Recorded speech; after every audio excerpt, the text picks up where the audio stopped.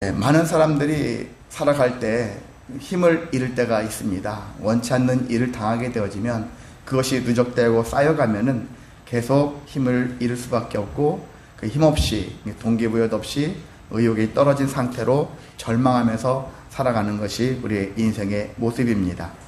근데 잠시 동안에는 그럴 수는 있어요. 그런데 그것을 계속해서 누적되게 하여서 나중에 회복 불가능한 상태로까지 가게 되어지면은 내가 지금부터는 열심히 이제 살아버리라 하는 마음을 갖는다 할지라도 원하는 대로 이루어지지 않을 때가 많습니다. 그래서 여러분이 한번 무너지는 것은 그럴 수 있다고 하시는데 재빨리 일어나기 위해서 몸부림치지 않는다면은 회복 불가능한 상태로 아무리 유명한 의사를 찾아간다 할지라도 회복할 수가 없거든요. 그래서 그런 것들을 생각할 때 우리는 빨리 여러 가지 원치 않는 상황에 빠졌을지라도 회복을 계속 시도를 해야 한다는 것입니다. 용광로라는 말도 있지만 또 고로라는 말도 있죠. 용광로. 1500도 이상의 고열이 나는 이 용광로가 완전히 열이 다 없어질 때까지 식어버렸다가 다시 열을 내고 그 철이 녹기까지 얼마큼 걸리냐? 수일에서 수주 걸린다는 거예요. 그것도 우리는 금방 꺼졌으니까 다시 또 키면 금방 되겠지 이렇게 생각하지만 그러는 경우도 종종 있겠지만은요, 대부분은 한 번 꺼진 건 다시 회복하는 것이 어렵다. 이 인생을 놓고 봐도 제가 어릴 적부터 저보다 선배 되신 분들의 인생을 제가 가끔 이렇게 많이 바라보기도 하거든요. 저 사람들은 어떤 마음을 가지고 살까? 어떤 생각을 가지고 살까? 왜? 곧 제가 뒤따라가야 될 인생이니까 그 선배님들의 모습들을 보면서 인생 선배들의 삶을 보면서 그래, 내가 저렇게 되어 가는구나. 이렇게 그런 것들을 생각하고 때로는 저렇게 살면 안 되겠구나. 난 더 어릴 적에 더 일찍 깨달아서 하나님이 원하시는 모습대로 살아가기 위해서 몸부림쳐야 되겠구나. 이런 많은 생각들을 하면서 제가 다른 사람보다 좀 관념적인 게 많아서 그런 생각을 많이 하면서 살아갔습니다. 근데 제가 어릴 적에 보니까 공통적으로 40대의 남자들이 30대까지는 잘 나갔어요. 근데 40대 와서 어떤 일을 겪으면서 한번 꺾어졌는데 다시 회복 못하고 나중에 보니까 50대, 60대, 20, 30년의 인생이 그냥 흘러가는 그런 사람들이 제법 많더라고요. 한번 꺼진 사람들이 다시 일어나는 것이 쉽지 않구나. 돌아보면 저희 아버지도 그랬던 것 같기도 하고. 그런 주변에 있는 수많은 제가 아는 그런 분들도 40대 인생이 꺾여진 채 다시 날갯짓을 못하고 살아가는 사람들이 참 많구나라는 것들을 느꼈습니다. 그래서 그런 것들을 했었을 때 우리는 다시 회복하기 위해서 급한 마음에 아무거나 붙잡는 인생을 살게 되어지면 또 계속 수렁에 빠지는 것밖에 안 되죠. 그걸 벗어나기 위해서는 근본적으로 다시 시작해야 된다. 그게 어딜까요? 바로 신앙이죠. 신앙심. 신앙인은 신앙인의 힘으로 사는 거예요. 왜 신앙심이 제일 먼저 회복되더라도 신앙심이 회복되어야 되는가? 신앙심이 회복되어지면은 다른 것들이 회복되어지는데 덤으로 오는 것 같이 이루어질 수가 있습니다. 다른 것들, 신앙심을 제어하고 다른 것들을 회복하는 데 힘쓰게 되어지면은 또 굴러 떨어질 수 있어요. 또 굴러 떨어지면 다시 올라가겠죠? 근데 또 떨어지게 돼 있어요. 근데 그걸 몇 번 반복하면 인생에 대한 어떤 회의적인 생각이 들면서 열심히 하고자 하는 마음도 없고 그저 그런 인생으로 살아갈 수 있다는 얘기죠. 그래서 신앙심이 인생이 힘들 때, 삶이 어려울 때, 문제가 계속 발생할 때 어떻게 해야 한다고요? 신앙을 회복하기 위해서 먼저 몸부림쳐야 된다. 그리고 조급한 마음 가질 필요는 없어요. 차차 하나님께 나아가는 그런 길로 가야 되는 것이니까. 자, 여러분이 선악과 사건 아시죠? 선악과 열매. 남편 입장에서 아담은 억울할 수는 있어요. 왜? 아내가 시키는 대로 해서 자기는 먹었을 뿐인데 이렇게 생각할 수도 있겠지만 어찌됐든 옳지 않은 것을 택한 것도 잘못이에요. 공범은 나는 억울합니다 이렇게 하는 공범들이 많겠지만 일단 같이 가담을 했으니까 처음부터 발을 담그지 말았어야지 이렇게 할 수 있는 것인데 어찌됐든 아담은 하와로 인하여 범죄를 하게 되어졌죠. 하나님의 명령을 위반하는 일을 행했죠. 자, 그랬던 사람이, 하나님의 명령을 위반한 사람이 어떤 마음이 들어가 있습니까? 죄된 마음이 들어가는 거예요. 죄악된 마음이 들어가는데, 죄를 지으면은 사람은 어떤 생각이 드냐면은, 양심이 있다면 수치스러움이 들어가요. 남들 보기에도 참 창피하고 수치가 막 내 안에 몰려옵니다. 그리고 죄로 인한 결과, 두려움이 생기는 거예요. 두려움이 생겨요. 뭔가 모르게 누군가 나를 해할 것 같은 그런 두려움이 생긴다는 거예요. 환각 속에서 빠질 수 있어, 심해지면. 그리고 도피하고자 하는 마음이 생겨요. 어디로 숨고 싶어 하는 마음들이 생깁니다. 세상에 자기를 드러내지 않는 것, 깊고 어두운 곳으로 자꾸 자기를 숨겨요. 지금 아담이 그런 상태였다는 얘기죠. 죄를 범하면서 수치심으로. 그래서 뭐합니까? 나뭇잎으로 가리기도 하려고. 그렇게 하지 않습니까? 두려움이 임하니까 도피하려고 하죠. 도피하는 마음. 그래서 나무 밑에 숨었잖아요. 근데 하나님이 가만두시지 않습니다. 하나님은 기필코 찾아내십니다. 그것은 죄를 묻기 위해서 그렇게 하시기도 하지만은 결국은 뭐냐면 회복하게 하기 위해서, 회복시키기 위해서, 다시 돌려놓기 위해서 하나님께서 하신다는 얘기죠. 그래서 저와 여러분이 어떻게 살면서 어떤 일을 만났을 때 내가 혹시나 잘못을 함으로 인해서, 때론 누군가의 잘못 때문에 내가 그 영향을 받을 수도 있거든요. 다 망라해서 일이 잘못되었다면 어떻게 되느냐? 도망가면 안 된다는 거예요. 하나님께서 다시 돌려놓기 하기 위해서 어떻게? 하나님께로 더 가까이 나아가야 하는 것입니다. 근데 사람들은 반대로 해요. 죄를 지으면 하나님으로부터 더 멀리 도망가려고, 도피하려고, 숨으려고 그런 몸부림을 치는 것이 사람들의 모습이거든요. 그게 자연스러운 현상같이 보이지만 그렇게 하면 답이 없는 거예요. 인생에 문제 해결이 이루어질 수가 없습니다. 그래서 하나님이 찾지 않습니까? 동산나무 사이에 숨은 아담에게 네가 어디 있느냐? 지금도 하나님께서는 수많은 아담들, 오늘날 얼마나 많은 아담들이 있어, 죄를 범한 아담들이 있지 않습니까? 아담들에게 네가 어디 있느냐 찾으실 때 하나님께로 가까이 나아가야 하는 것입니다. 그래서 아담은 그래도 다른 사람에 비해서 찾았을 때 내가 벗었으므로 두려워하여 숨었나이다, 이렇게 고백을 했어요. 일단은 하나님과 소통이 됐다라는 게 중요한 거예요. 하나님이 아무리 네가 어디 있느냐 불러도 응답하지 않는 사람들이 존재하거든요. 계속 숨는 사람들이 존재하는데 그래도 아담은 응답을 했다라는 거예요. 내가 벗었으므로 두려워하여 숨었습니다. 거기서부터 문제는 해결되어지기 시작한다. 하나님과 소통하면서 해결되어진다 라는 것입니다.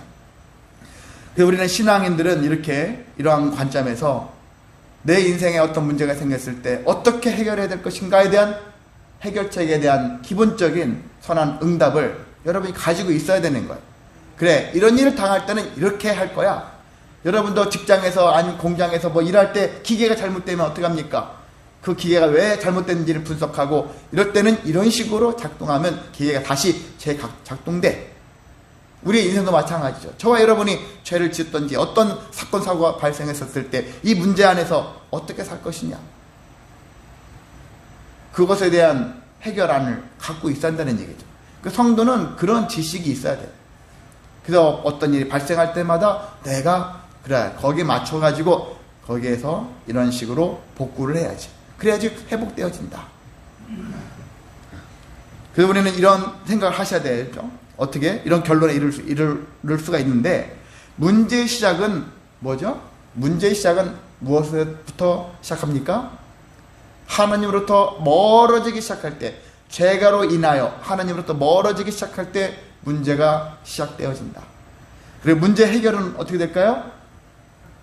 다시 주님과 함께하게 되어질 때 문제가 해결되기 시작한다. 이 원리를 여러분이 정말 가슴에 새기며 살아가시기를 원합니다. 어떤 원치 않는 일이 발생할 때 내가 지금 막 떠올려야 되는 거예요. 이걸 어떻게 할까? 하나님께로 나아가야 되겠구나. 하나님으로 말미암아 문제 해결을 받아야 되겠구나. 이것이 근본적인 해결책이구나. 하나님을 제외하고 다른 것에서 해결을 받을 수도 있어요. 분명히 있습니다. 그런데 재발해요. 다시 재발하고 또 재발하고, 아니면 더 커질 수 있고, 그런 문제가 발생합니다. 또 다른 문제가 또 발생할 수 있고. 근데 우리 모든 전 인류가 문제가 발생할 때 다 하나님께로 다 간다고 생각해 보세요. 문제가 확 줄을거려? 삶의 괴로운 일들이 확 줄을 수 있어요. 모두 하나님께로 나아가고 하나님 말씀대로 다 순종하고 그렇게 살아봐요. 이 세상에 문제될 게 없단 말이죠. 그렇게 될 수밖에 없으니까. 그래서 우리는 문제가 발생했다 하면은 하나님께로 가야 한다. 이 공식처럼 여러분이 가슴에 새기며 살아가시기를 원합니다.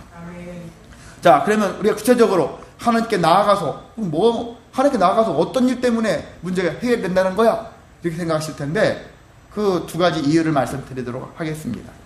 자, 삶에 문제가 생겼을 때 어떻게 해야 될 것인가? 그 첫 번째가 나에게 없는 것만 보지 말고 있는 것을 봐라. 제가 어릴 적에는 많이 없는 것을 많이 찾았어요. 아, 우리 집에 왜 재산이 없지? 왜 나는 왜 이렇게 못생겼지? 나는 왜 키가 작지? 일종의 이런 식으로 없는 것들을 막 찾고 마음속에 어떤지 막 부러워하고 나도 저런 집에서 아니면 저렇게 잘생겼으면 저렇게 뭐 키 컸으면 저렇게 능력이 많았으면 이런 것들을 제가 많이 찾았거든요. 그러니까 열등의식, 자격지심 이런 것들을 안고 살았던 사람이에요. 그렇게 살다 보니까 이런 사람들의 특징은 늘 원망, 불평하는 것이죠. 때로 하나님도 원망하죠. 나를 이렇게 낳아준 부모님도 원망할 수 있고 주변에 있는 환경, 상황을 원망하는 것이죠. 없는 것을 자꾸 찾으니까. 근데 가만히 보니까 그렇지 않은 거예요. 있는 곳이 더 많은데 돌아보니까 있는 게 너무 많은 거예요. 정말 감당 못할 정도로 있는 게 너무 많은 거예요. 전에는 왜 없는 것만 찾았을까? 있는 거 찾을 수 있는데 너무 많은데. 예화로 두 가지를 보겠습니다. 마가복음 10장에 보면은 바디메오 있죠? 바디메오. 소경이라는 뜻이죠. 소경의 아들. 디메오의 아들이라는 뜻이에요. 디메오의 아들. 바디메오가. 그러니까 바디메오라는 사람이 있는데 여리고성에 이 사람은 눈이 없는 사람이에요. 눈이 없는 사람이 아니라 시력을 잃은 사람이에요. 이 사람이 할 수 있는 것은 거리를 하는 거죠. 병 낫기를 간구했던 사람이기도 하고 뭐 하겠습니까? 근데 이 사람이 하루는 나사렛 예수라는 사람이 다니면서 병을 고친다더라 뭐 한다더라 이미 알긴 알았던 사람이에요. 예수가. 근데 마침 이 여리고에 예수가 지나가는 거예요. 사람들이 나사렛 예수다 한번 듣겠죠. 근데 그에게는 뭐가 있었습니까? 눈은 없었지만 귀와 입이 있었다는 거예요. 귀로 나사렛 예수가 지나간다는 소리를 들었어요. 그리고 그가 할 수 있는 입으로 소리칩니다. 다윗의 자손 예수여 나를 불쌍히 여기소서. 다윗의 자손 예수여 나를 불쌍히 여기소서. 나를 불쌍히 여겨달라고. 여러분도 누가 나를 불쌍히 여겨달라고 막 외친다면 그 사람 봤을 때 불쌍히 여기고자 하는 마음이 생깁니까? 안 생깁니까? 생기잖아요. 누구든지 나를 불쌍히 여겨달라고 막 부르짖으며 울부짖으면 생길 수밖에 없어요. 예수님이 그의 음성을 들으셨어요. 말씀하십니다. 내게 무엇을 하여 주기를 원하느냐? 야, 뭐든지 말해. 무엇을 해주기를 원하느냐? 바디메오가 뭐라고 했습니까? 보기를 원합니다. 보기를 원합니다. 주님이 여러분한테 질문하실 거예요. 내가 너에게 무엇을 해주기를 원하느냐? 병이 낫기를 원합니다. 친구와 관계의 문제가 해결되기를 원합니다. 자녀가 취업 잘 되기를 원합니다. 아내와 사랑하며 살기를 원합니다. 이런 수많은 원함들이 있잖아요. 원하는 일들이 있지 않습니까? 그렇게 하시라는 거야. 예수님이 내가 너에게 무엇을 해주기를 원하느냐? 몸은 머물거리고 잘 모르겠는데. 그러지 마시고 여러분의 간절함을 가지고 주님이 언제든지 내가 너에게 무엇을 해주기를 원하느냐? 예, 이렇게 되기를 원합니다. 그런 간구가 여러분 삶 속에 있기를 원합니다. 예수님이 그래서 너에게 가라. 내 믿음이 너를 구원하였느니라. 그 즉시로 그 사람은 눈이 띄어졌고 그 믿음으로 말미암아 이 믿음이라는 게 뭐예요? 예수가 나를 낫게 해주신다는 믿음을 가졌지 않습니까? 그 믿음이 있었기 때문에 부르짖은 거 아니겠습니까? 여러분도 그런 확신을 가지셔서 하나님께 또한 예수님께 성령님의 능력으로 여러분이 부르짖음을 통해서 문제 해결되어 주시기를 소망합니다. 마태복음 14장에 보면은 우리가 오병이어 사건이 있잖아요. 오병이어 사건이 있는데 수많은 사람들, 예수님의 말씀을 듣기 위해서 수많은 사람들이 집을 떠나서 광야에 모였어요. 근데 해가 저물어 가고 밥을 먹어야 되겠는데 식사 때가 되어졌는데 예수님이 식사 문제를 해결하기 위해서 제자들에게 물으셨어요. 너에게 떡이 몇 개 있느냐? 그렇게 물어보셔요. 그랬더니 제자들이 찾아보는 거죠. 사람들 가운데 혹시 음식을 갖고 오는 사람이 있습니까? 도시락 갖고 오는 사람이 있습니까? 그 중에 어떤 아이를 통해서 오병이어 5개 떡과 1개 물고기, 아니 두 마리의 물고기를 발견했고 예수님이 그것을 축사하시고 나눠주기 시작했는데 신비로운 일이 발생했죠. 나눠주는데 끝이 없는 거예요. 혹자는 그런 얘기를 합니다. 이렇게 얘기하거든요. 그 소년의 그런 오병이어 때문에 사람들이 원래는 다 꽁꽁 숨겨놓고 자기 혼자만 먹으려고 했다가 이 소년이 기꺼이 내어놓으니까 사람들도 숨겨놨던 걸 다 꺼내서 함께 먹게 되었다. 이렇게 설명하는 사람들도 있어요. 뭐 때로 그게 맞을 수도 있고 그게 실제 일어난 현상일 수도 있고 이렇게 보고 싶어 하는 사람들도 있겠지만은 자 어쨌든 우리는 말씀대로 성경대로 놓고 보면은 하나님께서 역사하시는 것이죠. 이 소년을 통해서 역사하셔서 축사하셨을 때 예수님께서 이 행위를 하셨었을 때 신비로운 일이 발생할 수도 있다는 거죠. 우리는 감당하지 못할 신비로운 일들이 분명히 발생할 수 있습니다. 자 그렇게 해서 많은 남자들만 5,000명이 먹게 되었다. 여자들도 있고 아이들도 있으니까 더 많은 사람들이 먹게 되었고 나중에 먹고 남은 것들을 다 거둬보니까 12바구니가 남았다라는 거예요. 이런 부분들이 있어요. 어떻게 보면 주변에서 없는 것도 천재, 없는 사람들 천재같이 느껴져요. 그런데 그 중에는 있는 것이 존재한다는 것이죠. 우리가 필요한 것은 뭐냐면 믿음의 눈이라는 거예요. 믿음의 눈.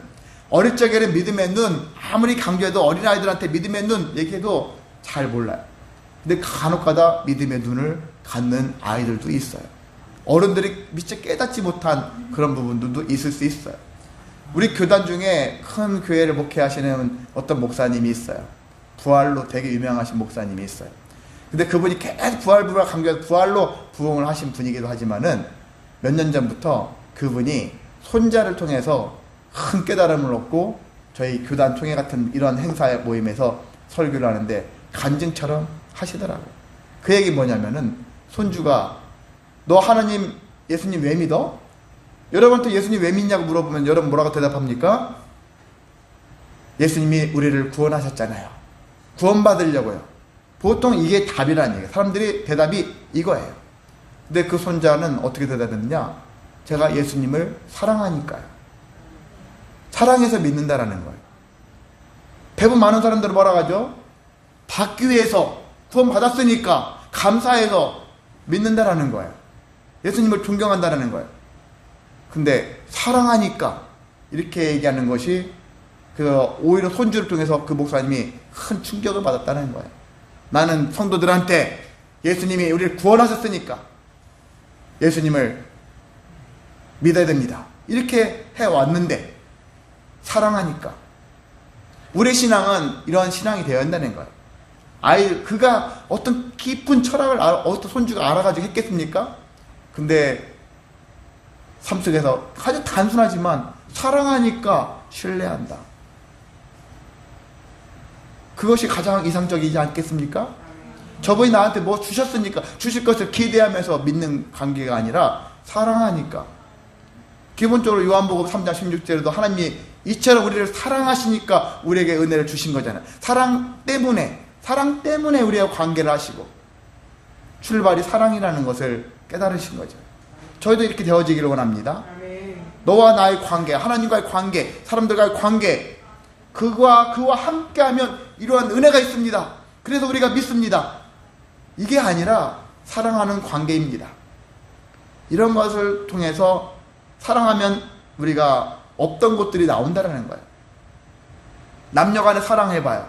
없던 것들이 더 풍성해져요.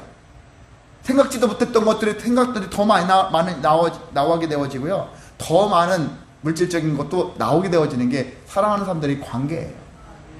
그래서 사랑이 참 귀한 일이구나. 이렇게 때로는 어린아이를 통해서도 우리가 많은 것들을 얻을 수 있는데, 근본은 어찌됐든 간에 믿음의 눈이라는 것은 신앙적인 깊이를 가진 자들이 볼 수 있는 거예요. 또 순수함을 가진 자들, 하나님에 대한 간절함과 사모함을 가지고 있는 사람들에게서 믿음의 눈이 나오고요. 그 믿음의 눈으로 세상을 보게 되어지면 어떤 현상이 발생하느냐? 없는 것들이 보여지는 게 아니라 있는 것들이 더 풍성하게 드러난다는 것입니다. 그래서 없는 것들로 인해서 불만족하고 원망과 불평의 삶을 살았던 자가 아니구나, 나에게는 더 많은 것들이 주어졌구나, 저 사람에 비해서 나는 덜 가질 수 있는 것처럼 보일 수는 있어요. 근데 저 사람이 갖지 못한 것을 나는 가지고 있기 때문에 충분히 상세하고도 남을 수 있는 더 많은 것들을 가지고 있다는 거예요. 그걸 발견해낼 수 있는 훈련을 우리는 해야 하는 것입니다. 그게 바로 믿음을 가지면 된다는 얘기죠. 그렇게 되어지면 없는 것보다 있는 것이 훨씬 많음을 알게 되어지거니와, 내가 가지고 있는 것들 작은 거 있잖아요. 뭐 겨자씨만한 믿음 얘기도 하지만, 또 여기는 오병이어처럼 이것으로 어떻게 이 많은 사람들이 먹을 수 있지? 이것으로 안 돼! 이렇게 생각할 수 있는 그런 삶을 가질 수 있는데, 주님이 축사하신 후에 놀라운 기적이 발생하지 않습니까? 이런 것과 같이 우리는 살아갈 수 있고, 그렇게 하게 되어지면 결과적으로 우리는 이렇게 없는 것보다 있는 것이 훨씬 많음을 고백할 수 있으면서, 가진 것이 작아 보여도 주님께 드려지면 이것이 은혜의 통로가 된다. 그리고 소망이 끊어지지 않을 수 있다.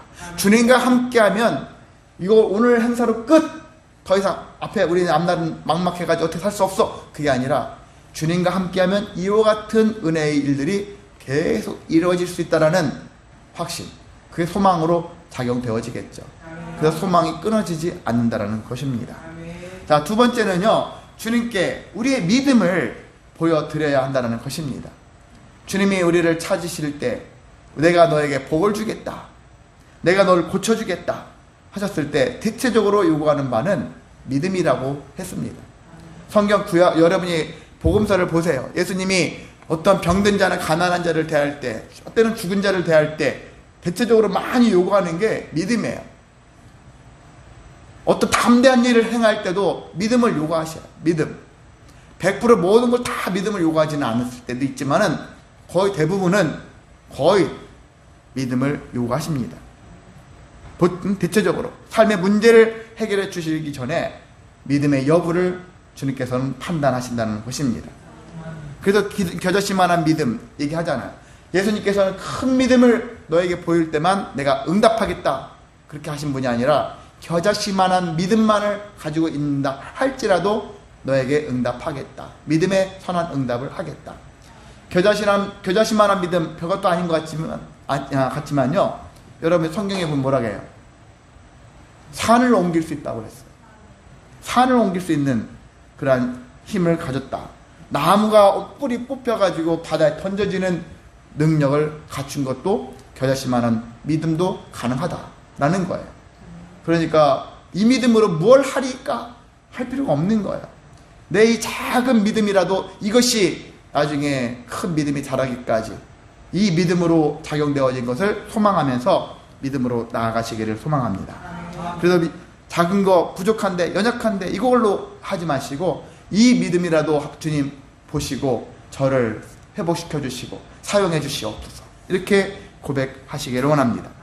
그랬을 때 놀라운 기적을 우리가 삶 속에서 체험할 수가 있습니다.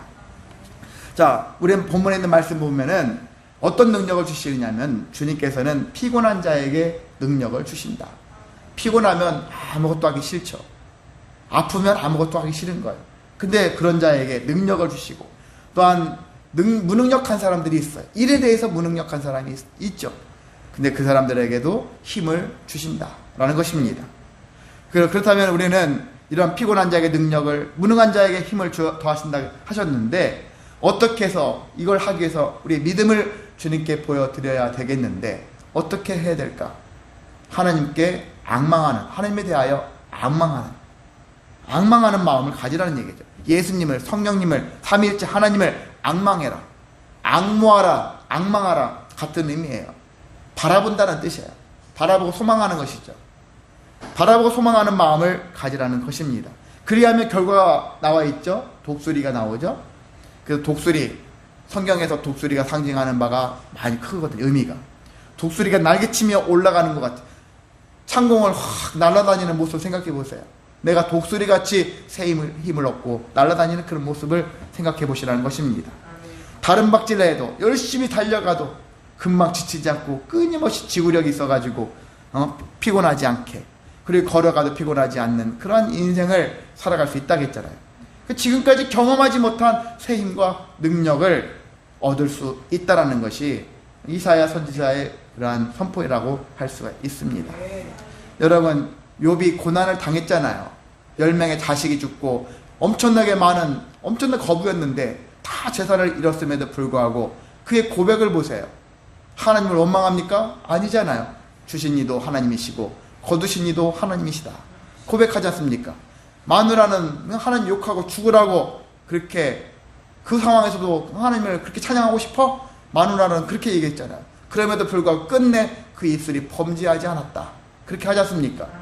여러분이 조금만 문제 생기면 하나님이 계시기는 한 거야? 그렇게 하나님을 부정하기도 하고 원망하기도 하지 않습니까? 근데 우리들의 삶의 모습은 이와 같아야 한다는 얘기죠.